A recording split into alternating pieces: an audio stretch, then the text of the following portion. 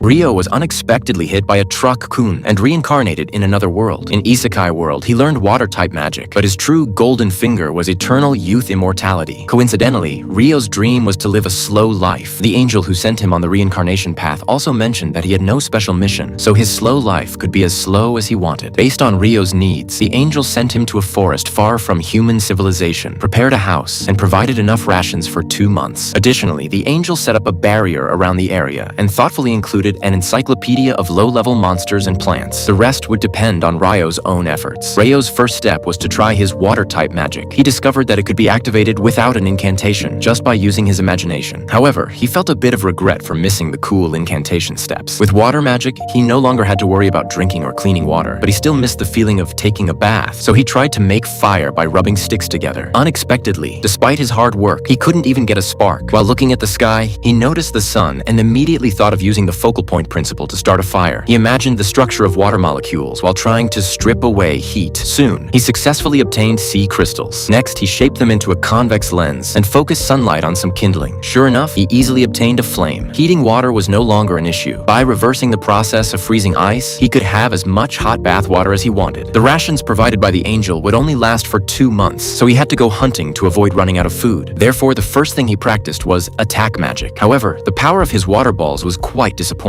He then tried water jets, only to find they didn't reach as far as he expected. After continuous practice, he started to get the hang of it. The next day, he began trying ice magic and found he could directly freeze the moisture in the air without creating water first. But the ice spears he created were lacking in both generation speed and flight distance. To use them in actual combat, he would need to practice persistently. After many days and nights, the main character could finally freeze ice instantly, but the flight speed remained a weakness. So he decided to combine a small knife and a wooden stick with ice to create a long spear for his first hunt. After searching, he successfully found some quartz by the river, which meant he could now start a fire without sunlight. Continuing into the forest, he encountered a monster boar. After a brief moment of panic, he quickly dodged its charge. He then used magic to raise the ground, causing the boar to slip and fall. Following up with a barrage of ice spears, he used the boar's own momentum to successfully kill it. Ryo was very satisfied with the results of his first hunt. However, the monster boar was just a low-level monster, so there wasn't much to be proud of. The monster encyclopedia mentioned 2 special grade monsters. One is a giant dragon capable of destroying cities, and the other is a demon of unknown origin. Encountering them would mean certain death with no other choice. One day, while hunting, he encountered an assassin hawk. Because the enemy was in the air, Ryo had no better choice than to use ice walls to stall for time. After all, the opponent's speed was simply too fast. The water columns fired by Ryo couldn't even graze the opponent's side. Fortunately, this successfully caused the opponent to lower their guard and give up their advantage to dive down. Crashing headfirst into the ice mountain, he had instantly condensed. Unfortunately, before the protagonist could deliver a finishing blow, the assassin eagle soared up again. After staring coldly at Ryo with its remaining eye, it flew away without hesitation. The previous escape caused the hero to lose his way, and he unknowingly arrived at a strange lake. There, he discovered a mysterious headless horse and a headless knight. In the following days, the hero continued to hunt. As his proficiency increased, ordinary low-level monsters were no longer a match for him. Even the giant octopus in the deep sea could be dealt with. His continuously refined water blades could even slice through a giant rock. All of this was thanks to the nightly training sessions with the Headless Knight. Since their first encounter, Ryo discovered that the opponent not only had no ill intent, but would even deliberately hold back to give him special training. After this training session, the Headless Knight condensed an ice sword in his hand and gave it to the hero, seemingly in recognition of his training results during this period. A few days later, Ryo encountered a black bird. At the sight of its single eye, he immediately recognized it as the previous assassin eagle. It seemed it had returned for revenge after evolving. This time, the black bird's strength had significantly increased. It remained unharmed, even when crashing through the protagonist's ice walls, and could even nullify magic to directly dispel them. It had even mastered lightning-type magic for long-range attacks. However, our hero also had a new trump card. The ice sword gifted by the Headless Knight was incredibly sturdy, capable of withstanding the blackbird's massive body without any damage. During the exchange, our hero used his old trick, utilizing the force of the opponent's dive to successfully pierce the blackbird's body with one strike. After the battle, our hero expressed understanding for the blackbird's revenge and admiration for its self-evolution. However, an enemy is an enemy, and the hero didn't hesitate to deliver the final blow. On his way home, Ryo encountered a red dragon, who immediately asked if he had seen an evolved assassin eagle. Ryo expressed regret, saying that if it was its kin, it had already been killed by him. The red dragon didn't react much, but was very interested in the ice sword at the protagonist's waist. After all, it was the sword of the Fairy King. It seemed our hero was well liked by the Fairy King. Seeing that the red dragon was not hostile, Ryo began to exchange information with it until dusk. When he finally bid farewell to this new friend named Lewin. After 10 years, Ryo still looked like a teenager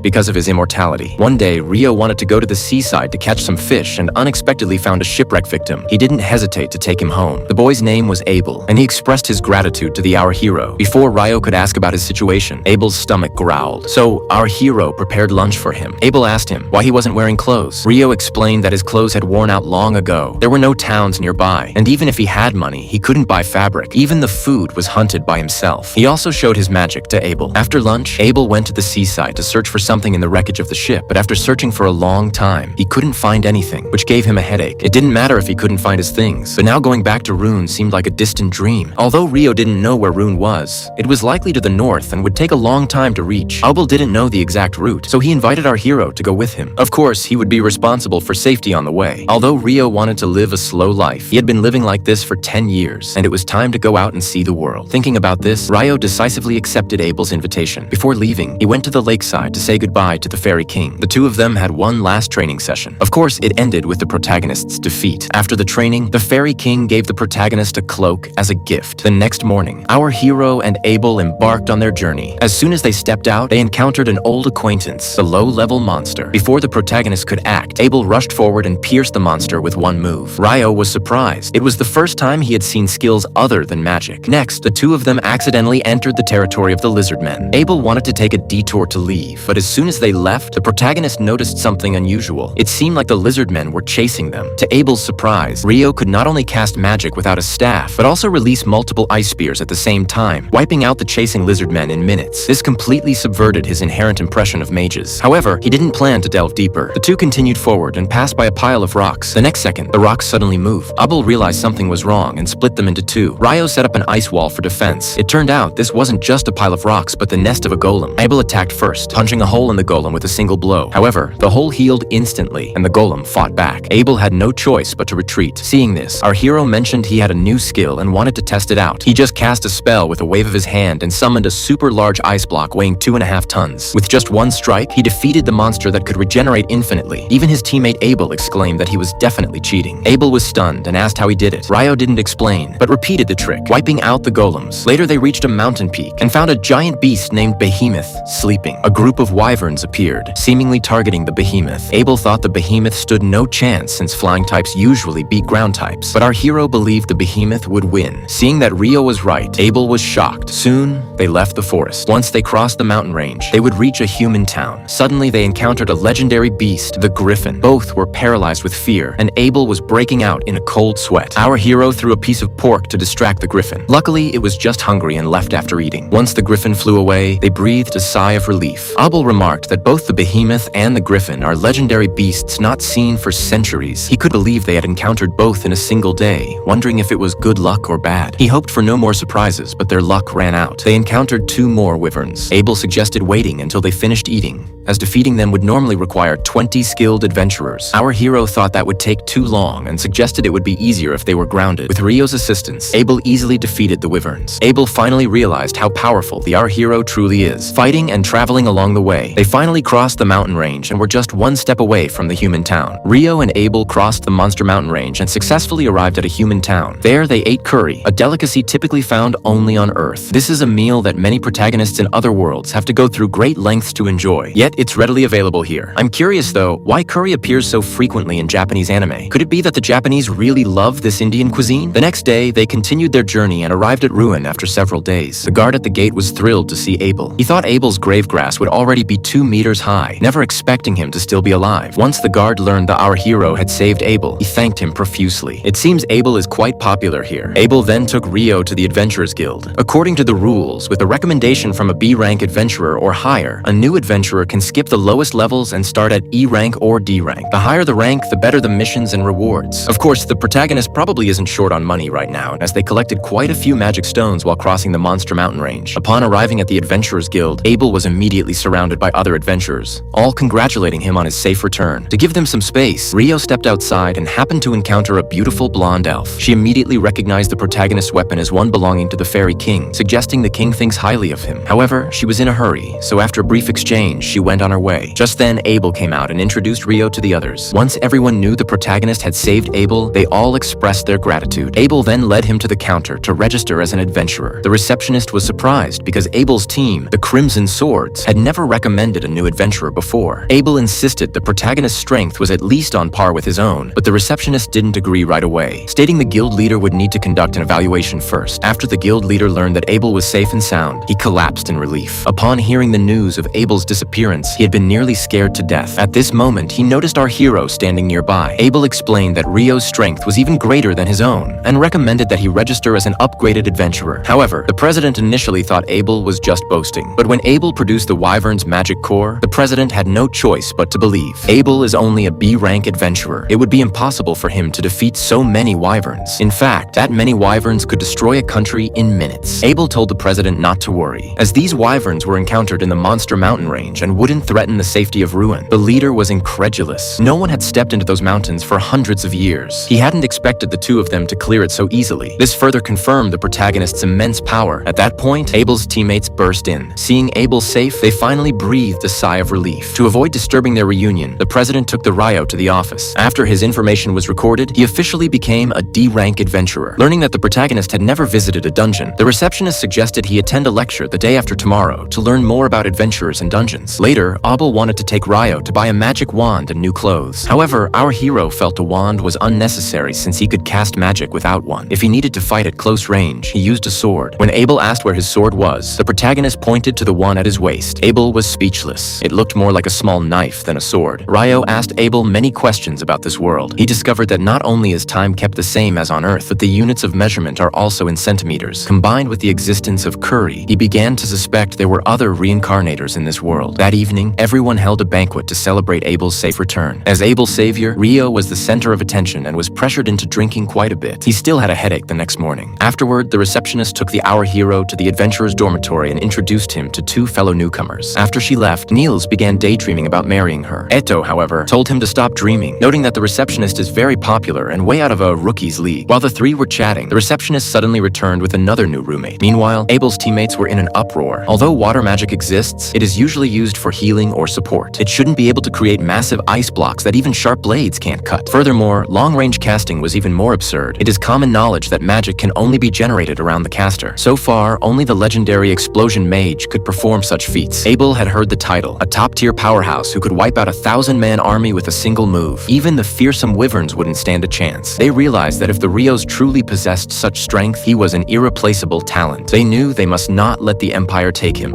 or Ruin would be in grave danger. After attending a lecture on dungeon basics, the instructor led the group to a fortress. This is the entrance to the dungeon. Every few years, a monster outbreak occurs in the dungeon, where a massive influx of monsters surges to the surface. The fortress was built specifically to prevent them from invading the town. The instructor reassured the newcomers that these outbreaks only happen once every few years, so they shouldn't worry too much. Little did he know, as soon as our hero arrives, an outbreak is practically guaranteed. The group soon reached the first floor. Since no powerful monsters appear here, it's the perfect training ground for novices. Ryo explored alongside his new companion, Amon. They quickly encountered an ice ant. For our hero, this level of monster is insignificant, but to help Amon train, he didn't go for an instant kill. Instead, he used ice spears to pin the monster down, allowing Amon to deliver the final blow. This approach kept her safe while allowing her to gain combat experience. Over the next few days, the two fought their way down to the third floor. Amon grew significantly. She no longer flinched when facing monsters alone and could even take them down herself. However, when faced with large groups, she still struggled. Without the protagonist's support,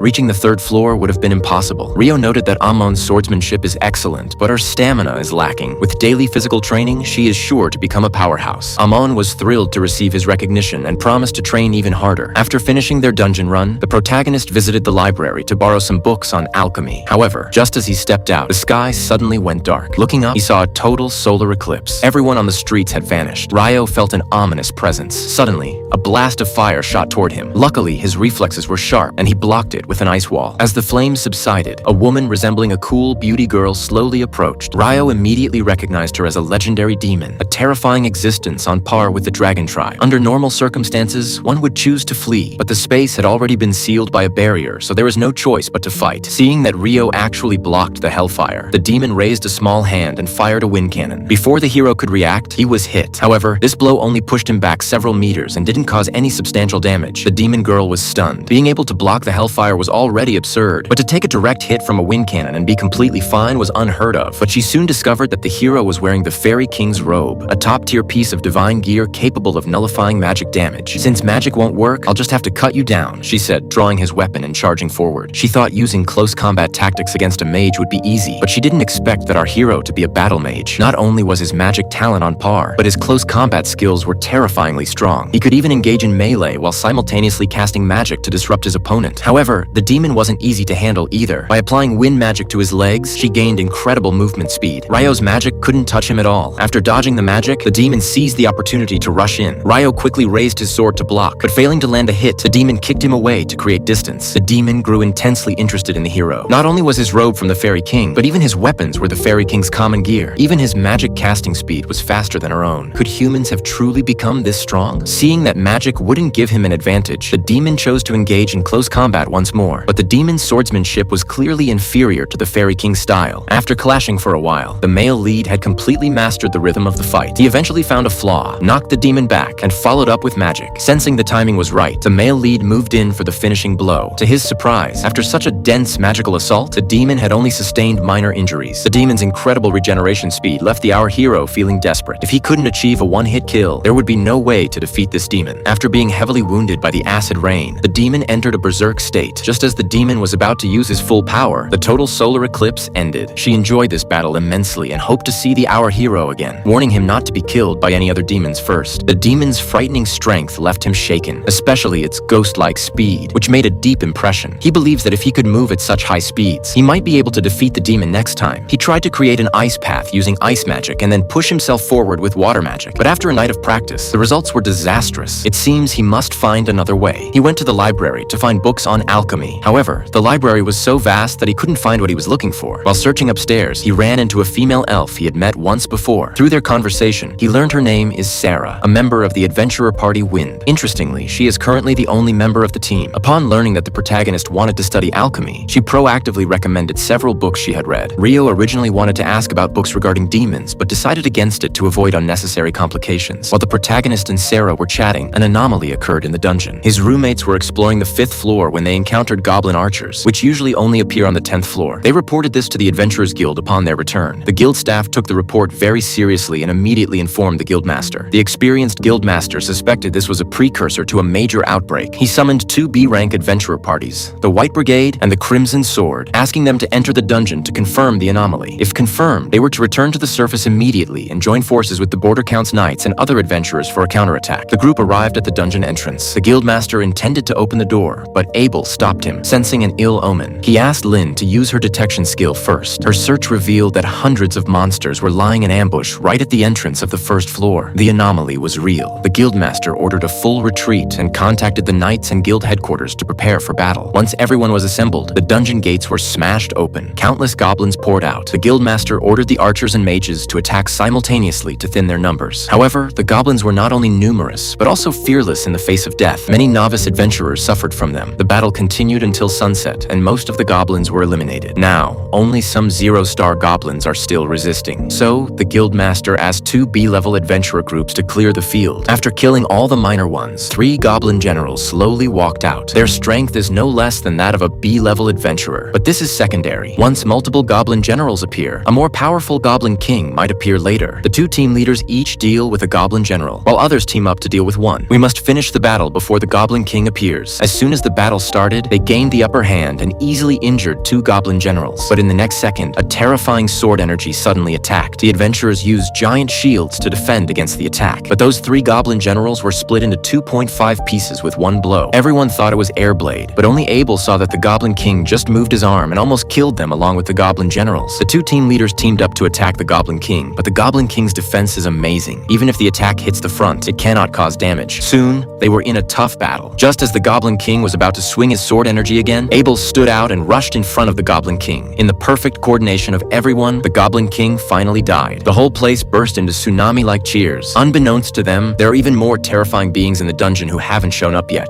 Ryo never imagined that just by visiting the library, he would miss a once-in-a-decade celebration. Currently, adventurers are holding a victory banquet. 3 of his roommates are telling the hero about Abel's bravery. First, a single sword strike severely injured the Goblin King, followed by an order to his teammates to use wind magic for the finishing blow. Strangely, his teammates' wind magic passed right through Abel, instantly defeating the Goblin King. No one knows how he did it. Abel suddenly appears to explain that this move is called Absolute Shadow, which can evade all long-range attacks, including magic. However, our hero doesn't care about the move's effects. He just thinks the name sounds cool. Abel's teammate walks over, curious if Ryo can really generate an ice wall high in the sky. Ryo explains he can only create an ice wall at a height of 40 meters, and it took a lot of practice to learn. The teammate is speechless, noting that this isn't a move one can learn just through practice, as magic is typically generated through fixed incantations. The protagonist, however, believes that the coolness of the incantation depends on personal taste. Everyone's taste is different, so the incantations vary. This statement leaves the teammate stunned. Abel explains that the protagonist only says incantations to look cool. He can actually cast magic without them. This completely subverts the teammate's understanding of magic. Although the monster threat has ended, the guild has sealed the dungeon for safety, leaving the protagonist's 3 roommates unemployed. Coincidentally, the protagonist needs magic copper ore to practice alchemy and assigns them a gathering quest. This not only solves their unemployment, but also allows him to acquire the ore at a cheaper price. A win-win for everyone. After arranging things for his roommates, Ryo returns to his room. Suddenly, a commotion breaks out outside his window. A group of knights from a fallen kingdom is harassing a young girl.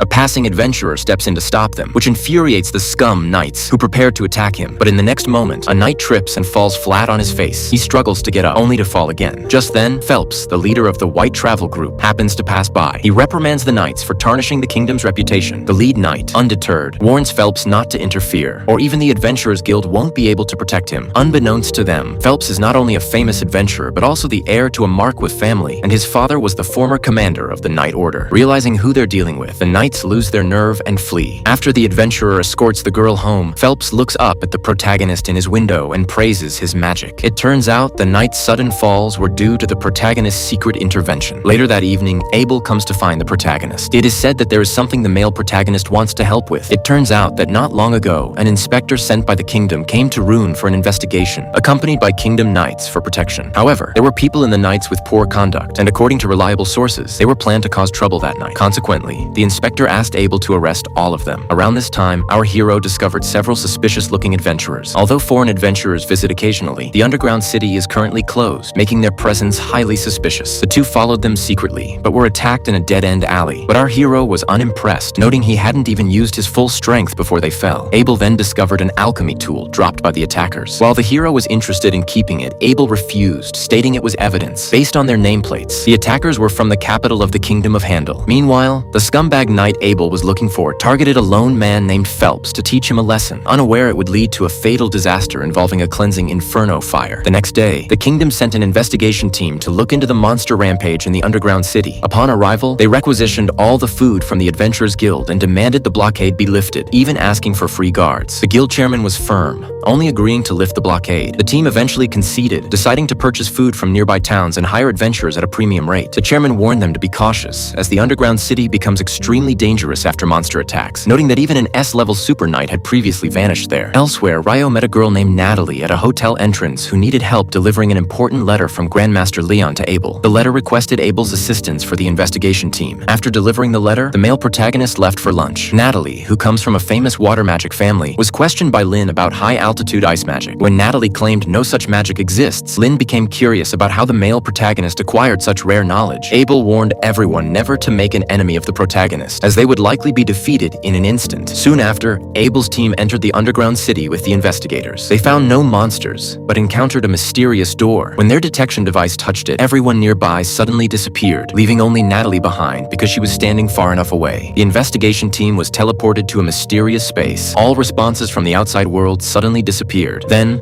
a reaction appeared on the 40th floor. A member of the Magic Academy came over to ask if there were any abnormalities in the dungeon. Just as he was about to enter the dungeon for investigation, the adventurer in front of him suddenly vanished. Natalie suddenly realized that it wasn't just the detector's response that had disappeared. There was a moment when a reaction appeared on the 40th floor. The member was shocked to hear this. Currently, humans have only explored up to the 38th floor. Below the 30th floor, even Class B adventure teams cannot guarantee a safe return. Upon learning that Abel's team was also teleported away, Natalie immediately left to seek the male protagonist's help. At this time, Ryo was searching for information in the library, but he couldn't find the books he wanted at all. So, he went to the second floor to find Sarah, but didn't see her there. Ryo was very happy to see her. He wanted to look up past records about beast tides and solar eclipses, but didn't know where they were. Sarah wouldn't refuse such a small request. She guessed that our hero wanted to know the relationship between the beast tide and the solar eclipse. Sarah said that 2 days before each beast tide, there seems to be a large-scale solar eclipse. In other words, the occurrence of the beast tide is likely related to the solar eclipse. But this was a conclusion she reached after studying for a long time. She was a bit curious about how Ryo knew about the connection. Of course, the male protagonist couldn't say that he fought demons during the solar eclipse, so he changed the subject and asked Sarah if she knew why the color of the magic stone was so light. Sarah explained that the longer a monster lives, the darker the color of its magic stone. But Ryo was a bit concerned that the magic stones of the monsters in this beast tide were very light in color, which means these monsters were born recently. To generate so many monsters at once requires a huge amount of energy. Where did this energy come from? There must be a hidden secret. At the same time, the investigation team was still trapped in the dungeon. The leader felt this space was somewhat familiar. The priest observed carefully and found that this space looked like a holy sanctuary square. It is a spell that only high-level priests can use, claimed to defend against all magic and physical attacks. In other words, they were trapped in a certain barrier. Abel asked Lynn to use detection magic to observe the surroundings. Soon, she found many biological reactions nearby. About 1,000 were humans, and the other 50 were unknown life forms. The leader guessed it might be the team led by the guy with glasses, and the priority was to regroup. On the other side, the guy with glasses was in big trouble. The team of mages he led was suffering a devastating attack. Countless purple flames fell from the sky. Once touched, it was certain death. Even magic shields could not withstand it. The one who caused all of this is none other than this group of unknown monsters. As the monsters slowly approached, the man with the monocle finally realized that these monsters were actually the legendary demons. He had only ever seen descriptions of them in ancient documents, but they were exactly like what was written. The surviving adventurers swarmed forward, but they were no match for the demons at all. In just a few short minutes, hundreds of adventurers had already been killed. By the time Abel and the others arrived, the monocle man's squad was nearly wiped out. The commander immediately ordered support, with groups of 3 performing magic attacks simultaneously. Unexpectedly, they successfully broke through the demons' defenses. The priest was very surprised. Normally, magic should be ineffective against demons. The commander explained that that statement wasn't entirely accurate. As long as 3 people in a group attack one demon at the same time, they can break through the demon's barrier. However, there were simply too many demons. If this continued, the mage's mana would be exhausted first. Moreover, there seemed to be one particularly special existence among the demons. Soon, the mage's mana was almost completely drained. Seeing this, Abel led his teammates into close-quarters combat. The tank stood at the very front to absorb damage, while the others dealt output under the tank's cover. In just 10 minutes, Abel's squad took down many demons. However, the high-intensity battle completely exhausted Lynn's mana. Now there were still 6 demons left, watching them intently. The priest reminded Abel that the leader could very likely be a demon prince. One eye of a different color is one of the characteristics of a demon prince. A so-called demon prince is a demon king before awakening. Aside from the hero, no one has ever defeated one. But by this point, there was no other choice. Abel, with the determination to die, charged forward and quickly killed 2 ordinary demons. But in the next second, the demon prince suddenly struck, knocking his teammates away. Abel guessed that the opponent wanted a one-on-one duel and intentionally knocked the others away to clear the field. The demon prince flashed in front of Abel and, with a gentle wave of his hand, knocked him back. Such terrifying speed made Abel's scalp tingle. He truly couldn't imagine how they could win this battle. The monocle man suddenly attacked with magic, but it couldn't cause any damage to the demon prince. Instead, it angered the demon, leading to an indiscriminate attack on them. Seeing this, Abel prepared to use his ultimate move for a final desperate struggle. Just as Abel was about to be beheaded by the demon prince, our hero appeared and saved him. He wanted Abel to go back quickly, as many people outside were worried about them. Abel was somewhat speechless. "Do you think I don't want to go back? It's these monsters blocking the way and not letting me leave." Hearing this, our hero immediately stated he would take care of these monsters. Abel advised him not to be reckless, as that was the legendary demon prince. But the protagonist misunderstood demon prince as the demon king's child. No wonder he's so weak. He's still a minor. With single strike, all the demons were taken down. This immediately made the demon prince nervous, as he involuntarily gripped the longsword in his hand. Seeing that the opponent used a sword, the protagonist also grew interested and pulled out the weapon given by the fairy king, ready to face the so-called demon prince. But who would have thought that the legendary demon prince would be so weak? He couldn't even withstand a single blow from the protagonist and had his head sliced off in an instant. Not long ago, Natalie found the protagonist and told him that Abel was trapped on the 40th floor of the dungeon in grave danger. Hearing this, the protagonist rushed to the dungeon immediately. The guards tried to stop him, but they were blocked by the protagonist's ice wall. Knowing Abel was trapped on the 40th floor, there was no time to climb slowly. So the protagonist transformed into a construction worker and broke through the floors on the spot. He managed to save Abel at the very last second. Excited by the challenge, the protagonist wanted to test his swordsmanship against the demon prince. The demon prince attacked first, but the Ryo saw through his movements and cut off his head with a swift counterattack. Disappointed, Ryo remarked that the demon he faced before was much stronger than this so-called successor to the demon king. However, in the next second, the demon prince reattached his head. Ryo became curious about the prince's regenerative abilities. I wonder if you can still heal if I chop you into mincemeat. Let's find out. With a massive flurry of strikes, the demon prince was completely obliterated, leaving only a magic stone behind. As the demon prince died, the barrier vanished. The guildmaster came forward to thank Ryo for saving them. Sadly, most of the party had already been killed. Abel suggested collecting the demon prince's magic stone to sell and donate the proceeds to the victims' families. Ryo was curious that they referred to it as a monster rather than a demon. It seems the two are not the same species. Ryo mentioned that while coming down from the 39th floor, he discovered something strange using detection magic. The group decided to investigate on their way back to see if they could find any useful clues. Meanwhile, at another ruin,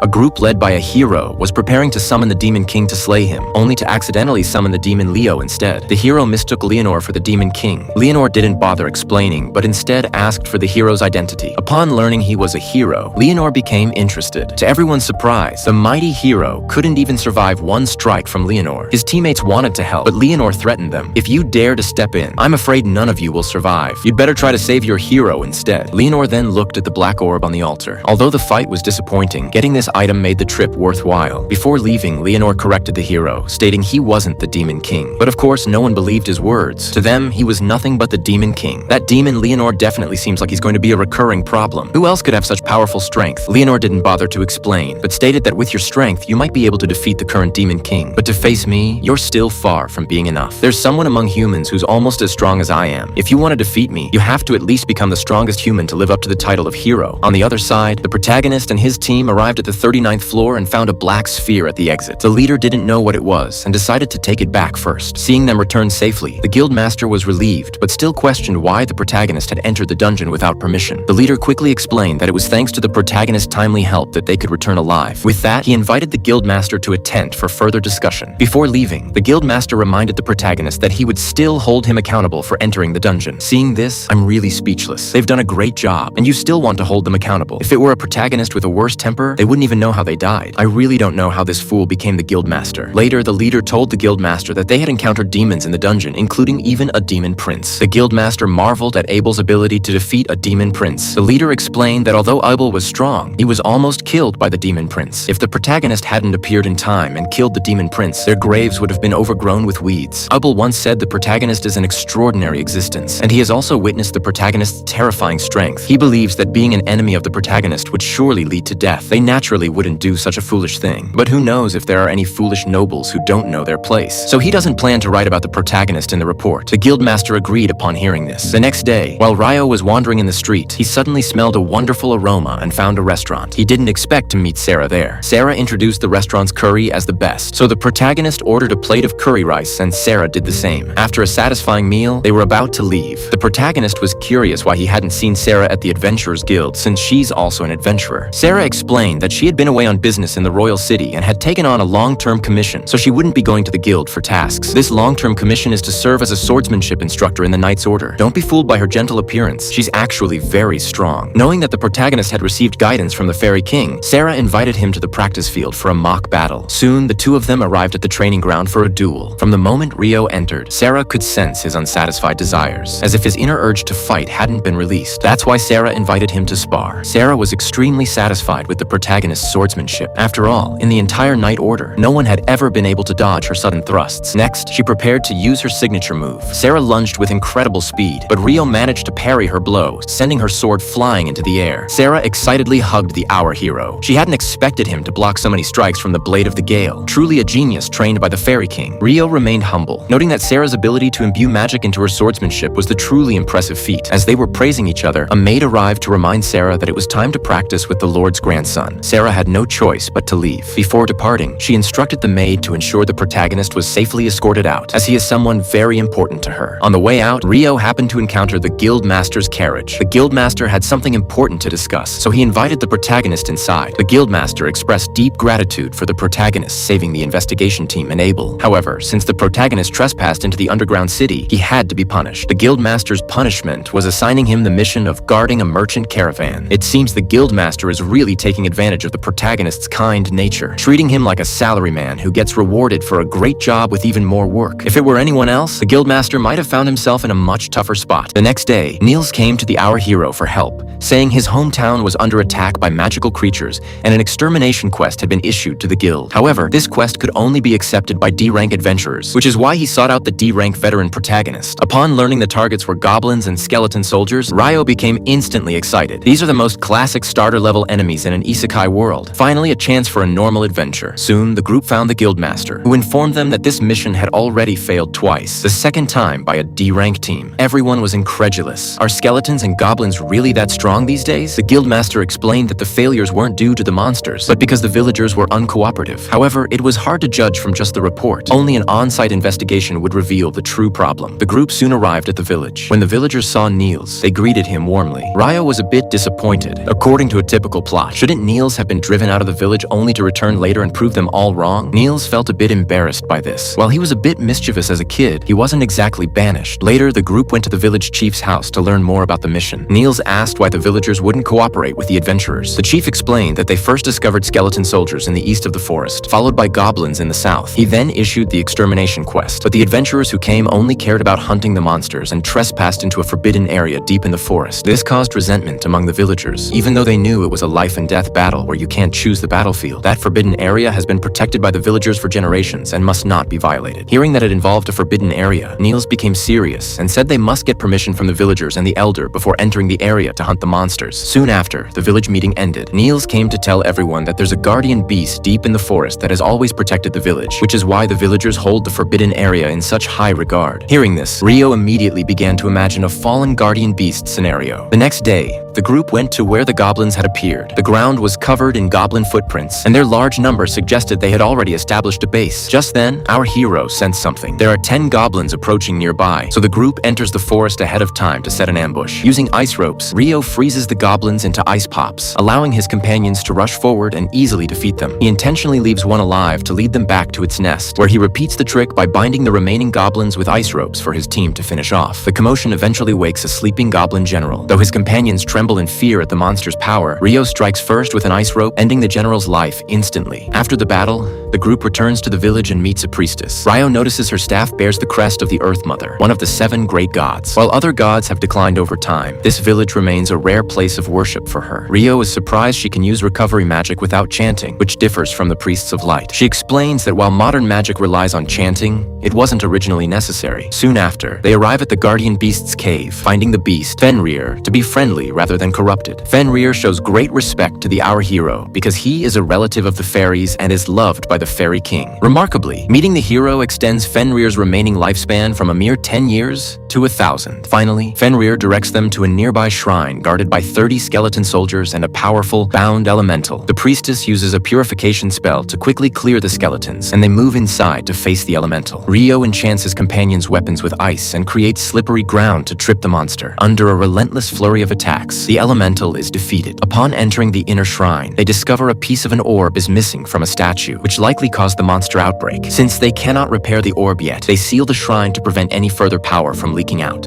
After back in town, our hero was assigned by the Guildmaster to escort a merchant caravan along with several of his roommates. Rather than an escort mission, it felt more like a trip as they didn't encounter any danger and happened to catch the annual festival upon reaching their destination. The vast array of delicacies truly opened everyone's eyes, and they agreed that festivals are the best. On the other side, the imperial nobility also held a banquet, though Princess Fiona was completely unable to adapt to such an occasion. Knowing his sister's personality well, the third prince allowed her to return to her room and rest. Back in her room, Fiona slumped onto the bed looking utterly exhausted. Compared to the hypocritical social interactions among the nobility, she preferred practicing on the training grounds. The next day, as the festival officially began, Ryo spotted Abel in the VIP seats and was surprised by how decent he looked in formal wear. Everyone noticed the beautiful girl behind Abel, whom the Eto recognized as Princess Fiona of the Empire, one of the most high-status and unreachable figures in the land. At this moment, Abel's companions came over to greet our hero and the others, explaining that Abel was attending the opening ceremony on behalf of the Guildmaster. Once the Guildmaster arrives tomorrow, his task will be finished. He noticed a wind attribute barrier around the VIP seats, surprised that the Lord would bring out a family heirloom that consumes a lot of magic power for the festival. The nanny explained that since the Imperial Prince and Princess were both present, security was of the utmost importance to prevent any assassination attempt that could trigger a war. He was curious if the vice captain of the Magic Knights had also come along with Princess Fiona. Ryo learned that the vice captain, Oscar, is known as the Empire's strongest explosion mage, said to be capable of burning 1,000 royal soldiers in a single strike, or taking down a flying dragon with ease. Thinking to himself that it's better to keep his distance if he ever runs into him, the scene concludes with a brief, accidental encounter where both parties apologize. "Sorry, no, it's my fault." Oscar agility left Ryo stunned on the spot, and it wasn't until his teammates called out to him that he finally came back to his senses. Jurgen's mission this time was to help Fiona buy snacks, though he personally didn't see the need for them. However, his teammates warned him that if he didn't bring them, Fiona would surely cry. After purchasing the snacks, the two arrived at Fiona's room. Curious about his earlier distraction, the teammate asked why Jurgen had been dazed. Jurgen explained that he had nearly bumped into someone who dodged with an extraordinary, almost supernatural reaction. He noted that while the man looked like a magician, his physical agility was quite remarkable. As Jurgen spoke, he used his powers to help Fiona heat her snacks. Fiona, no longer listening, was eager to eat, turning the dignified explosive flame magician into a human microwave for the sake of her treats. Meanwhile, Sarah, who hadn't seen Ryo for a long time, was missing him dearly. She searched all his usual haunts but couldn't find him, eventually heading to the guild to ask for his whereabouts. The receptionist informed her that he was away on a mission and wouldn't return anytime soon. Elsewhere, Abel was forced to attend a noble dinner. Feeling insecure without his weapons, he tried to reassure himself with the presence of the protective shield overhead. However, the security circuit suddenly short-circuited, interrupting the magic transmission and causing the protective shield over everyone's heads to vanish instantly. After, scene changed to a tragic childhood forged his extraordinary strength. Although not the protagonist of this story, he has experienced ups and downs just like one. This is Oscar, famously known as the explosive flame mage. As a young boy, Oscar possessed an innate talent for fire magic. He became an apprentice to the village blacksmith, and with his parents being skilled adventurers, his childhood was relatively beautiful. He thought these days would last forever. One night, bandits who had been active in the forest suddenly attacked the village. Despite the villagers' fierce resistance, the bandits had two powerful fighters on their side. One of them, Boscona, broke through the village's defenses single-handedly and opened the gates for the rest of the gang. Amidst the chaos and cries of battle, the house where Oscar and his mother were hiding was discovered. Boscona burst through the door. Though terrified, Oscar's mother fought back with a spear, but Boscona overpowered her in a single move. Before Oscar's horrified eyes, Boscona killed her. The sight ignited a flame in Oscar's heart. He attacked Boscona with fire magic, but it was extinguished with a single swipe of a sword. He then charged with a blade, successfully hitting Boscona, but the wound wasn't fatal. Just as Boscona was about to finish Oscar off, his father arrived. Seeing his wife lying in a pool of blood, his rage overcame his reason. Using a simple trick, Boscona lured him out, and an archer hiding in the shadows shot and killed him. The bandits even took his father's sword, leaving Oscar in total despair. Suddenly, Boscona's leader called for an immediate retreat. The scent of blood had attracted vicious mountain wolves. These wolves, though not very intelligent, attack indiscriminately. Reluctantly, Boscona retreated with his men. The blacksmith eventually found Oscar in the room filled with bodies. So heartbroken, there was no time to linger. He wanted to take Oscar away immediately, but the boy, having witnessed his parents' deaths, felt he had nothing left to live for. The blacksmith urged him to understand that his parents would have wanted him to survive. As the wolves surrounded the house, the blacksmith stayed behind to hold them off, telling Oscar to run toward the river since wolves are afraid of water. Just as Oscar reached the riverbank, a wolf attacked, causing him to fall into the water. When Oscar finally opened his eyes, he found himself in a spacious room. An old man, who identified himself as Luke, sat by his side. He explained that Oscar was found by villagers by the river, and the Luke seemed to notice that he had been through something terrible. He reassured Oscar that this place was very safe, which allowed his tense emotions to relax. After crying, Oscar learned about the legend of the fire god from the Luke. The fiery red hair was a sign of being chosen by the fire god. In the Luke's view, their encounter might have been guided by destiny, and Oscar decided to stay there for a while. However, the good times didn't last long. Fire once again swallowed the house. Oscar rushed in despite the danger, only to find find that Luke had been killed. In a fit of rage, he drew his sword and attacked the culprit. This time, he managed to wound the thief's face, but he wasn't strong enough yet. He was stabbed through by the enemy. While unconscious, he saw the sword in the enemy's hand, confirming that the attacker was Boscona, the thief who had repeatedly destroyed his home. Soon, the thief fled under his leader's call. After this traumatic event, Oscar's hair turned white overnight. He dragged his injured body away, repeatedly calling out the names of the two thieves like a demonic whisper. Time passed, and the former Oscar had become the Empire's strongest mage with a new family. But unexpectedly, the nightmare returned. His most important family member, Fiona, was attacked while attending a banquet. Although she used a defensive barrier in time to repel the attack, her third brother was seriously injured. After some simple treatment, Fiona took her brother to a hidden place, but he knew they couldn't stay there forever. He asked Fiona to fire an emergency signal flare. Although their location was exposed, Oscar had already realized what was happening and rushed over with his team. Meanwhile, Fiona and her brother were facing the assassins, who were no match for them. But unexpectedly, a high-level mage launched a sneak attack from the shadows. Although Fiona's barrier successfully blocked the first attack, the second one was infused with earth magic and was very well hidden, only being noticed at the last moment. Fiona was blown away by the explosion and drifted toward the beach. At that moment, her roommates who were gathered there noticed the situation. As they were catching Fiona, the assassins also arrived. Fortunately, the roommates had completed their special training and quickly took down the attackers. Oscar also arrived at the scene. Since he didn't know these people, he mistook them for the attackers. He shouted, "Get away from her!" Anger instantly took over his reason. Without asking any questions, he launched a direct attack. Although the priestess, Eto, used her protection skill in time to block the attack, this magic came with a significant side effect. This also led to her being unable to withstand Oscar's second spell. Everyone was severely injured, and under the backlash of the magic, Eto fainted directly. Oscar did not stop his attack. At this critical moment of life and death, an ice wall appeared in front of them. The newcomer was none other than our hero, who arrived late. After seeing his severely injured friends, he wanted to ask what had happened, only to find the other party ignoring him and continuing to attack his roommates. After another block, a wave of anger rose in Ryo's heart. Oscar also understood that if he didn't defeat Ryo, he wouldn't be able to save the princess. Thus, a major battle unfolded. Faced with Oscar's fire magic, Ryo used the speed ice wall to resist. When the smoke cleared, Oscar was shocked to find that his all-around attack had been completely blocked. Before he could think about the reason, countless ice spikes shot towards him. Although Oscar used fire magic to cancel them all out, more ice spikes appeared in the sky. This forced Oscar to use a fire tornado. After the fire tornado made contact with the ice spikes, it surged towards Ryo. When the tornado dissipated, he found Ryo's figure appearing high in the air. As the two pulled apart, attribute orbs appeared around them. Just as the second battle was about to begin, Abel stopped them with a loud shout. However, at this point, Ryo had already developed a killing intent. He stated that if Abel dared to stop him, he would freeze him into an ice sculpture too. Despite being very afraid, Abel still asked Ryo to give him some time. He first revealed his identity as the acting president of the Adventurers Guild to Oscar, and then informed him of the identities of Ryo and the others. He understood that Oscar had only acted out of concern for the princess's safety, but he hoped Oscar would stop first. But before Oscar could respond, Ryo was the first to show his killing intent. He would not forgive the other party's behavior of hurting his roommates. If a single misunderstanding could resolve this, he would have turned the princess into an ice sculpture and returned her. Oscar was furious upon hearing this. He immediately unleashed his ultimate move. Heaven collapses and earth shatters. Hundreds of small fireballs instantly appeared in the sky, which aligned with Ryo's expectations. He countered with a single move, breaking the spatial binding and intercepting them all. Not bad for a human, Ryo thought. Oscar's move was impressive for a human, but to him, it was just average. Ryo still intended to kill Oscar, but Abel spoke up to warn him. This had already become a diplomatic issue. If the fighting continued, it could even trigger a war between the two nations. In Abel's view, the priority was ensuring the safety of the two highnesses and investigating the truth as soon as possible. Their stalemate here was pointless. Ryo was still somewhat unwilling. He questioned Abel. If Lin were seriously injured, would he have stopped because he was subdued? Abel stated firmly that he would, because Lin definitely wouldn't want a war to break out. But Ryo felt this was just one-sided rhetoric. He then launched an attack without hesitation. Why didn't you dodge? No matter what, I don't want to see a war start because of you, Ryo. Even if I die, I won't let that happen. Ryo ultimately couldn't bring himself to strike Abel. Respecting his stance, Ryo finally stood down. Soon, it was the next day. After learning the truth from Abel, Ryo apologized to the awakened imperial daughter Fiona. The three roommates who rescued the princess would receive a large reward. To Ryo's surprise, after these events, the day to return to Rouen arrived. Meanwhile, the elf Sarah was already lovesick, wondering why she looked forward to seeing him so much. They had only known each other for a month, but whenever she thought of Ryo, she couldn't help but look for places where he might appear. Soon, Sarah arrived at the restaurant where they first tried curry together. When she pushed open the door, a familiar figure caught her eye, bringing tears of joy. Seeing Sarah, Ryo waved her over, and they chatted about their recent experiences. After the meal, Sarah took Ryo to the library. She had found the alchemy knowledge he needed, for which Ryo was very grateful. Since the books couldn't be taken out of the library, he planned to transcribe the knowledge into a notebook. During this time, he learned from Sarah. This sparks a deep interest in Ryo, Ryu. After he finishes writing, Sarah takes him to a shop that uses transcription magic. There, they run into Abel, who has also come to transcribe some documents. Seeing the two together, Abel is curious about their relationship. Then Ryu said that Sera-san is, in a way, my teacher, and Sarah told him Ryu is, in a way, my student. This explanation leaves Abel a bit confused. However, as he is about to leave, Ryo tells him that they should talk later. Once Abel departs, Sarah's expression turns serious as she calls out to Ryo. She had previously wondered if Ryo called her Sarah-san because of her adventurer rank, but after seeing him address Abel directly by name, she realizes she is being treated differently. She insists that Ryo call her by her name without the formal title. After hearing name from Ryo, Sarah happily smiled. Later, Ryo finds Abel to collect on a week's worth of dinners Abel owed him. Abel realizes he had completely forgotten about it. Instead of pressing the issue, Ryo asks Abel to help him find a house as a trade-off. Ryo's roommate is moving out, and he wants to take the opportunity to start living independently. He hopes to find a place where he can practice magic and alchemy. Since he recently sold some wyvern magic stones, money is no object. Abel agrees and takes Ryo to see a local real estate merchant. After explaining his requirements, the Riplet mentions he has a villa that fits the description perfectly, though it is located outside the town. Under the Riplet's guidance, Ryo visits the villa. Because a cleaning company has been maintaining it, the interior is spotless. Ryo is very satisfied and buys the villa on the spot, and so his slow life in another world has just begun.